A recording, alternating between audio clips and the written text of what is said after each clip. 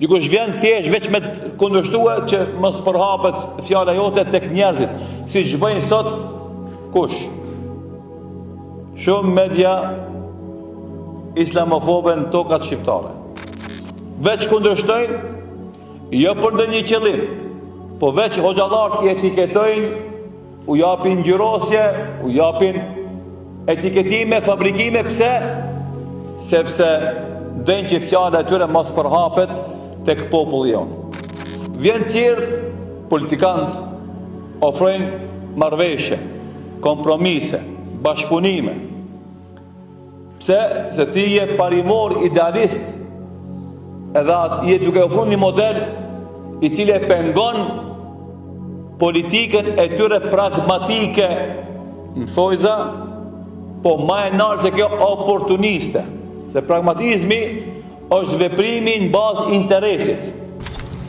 Që kjo në vende edhe pranohet, ama jo me shit parimin për interesin. Po çdo interes kolektiv i arsyeshëm në prizmën e parimit lejohet me qenë shtytës për proceset përpara. Oportunizmi çka është? Është kur ti krejtishet me parime, me interes kolektiv për interesin tanë momental, personal.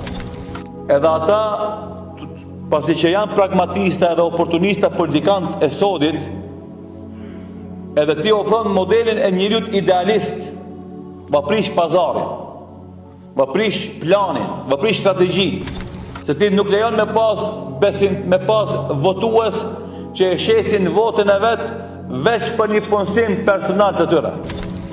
Nuk lejon me pas votues i cili e jep votën e vetë edhe klanit e vetë veç për një përfitim të nderi për vetë dhe klanin e ti.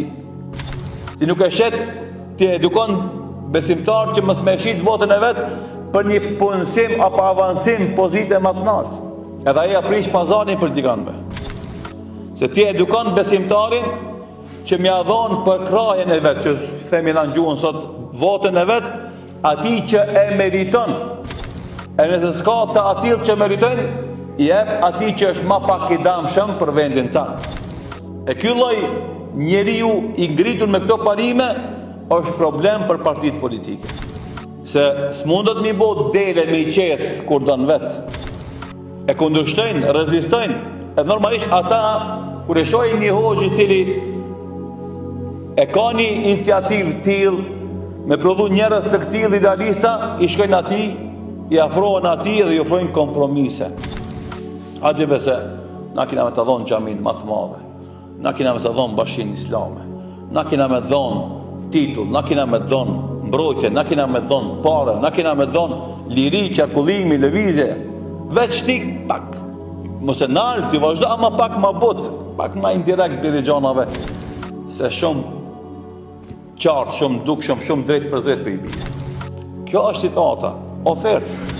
Normalisht besimtari duhet me qenë hoxha dhe veçgjiu thirrësi, refuzues në këtyre ofertave dhe me qenë besnik vetëm ndaj Zotit Dhul Xhelal, pastaj edhe ndaj besimtarëve që e kanë pranuar këtë thirrje edhe janë gatshëm me ecë në këtë rrugë dhe më ballafaqu me të gjitha peripecitë dhe vështirësitë që u dalin në këtë rrugë.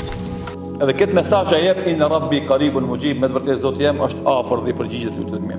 Do thotë, unë senali këtë punë, pa më parasysh kush kundërshton, kush ka ofron, senali këtë punë.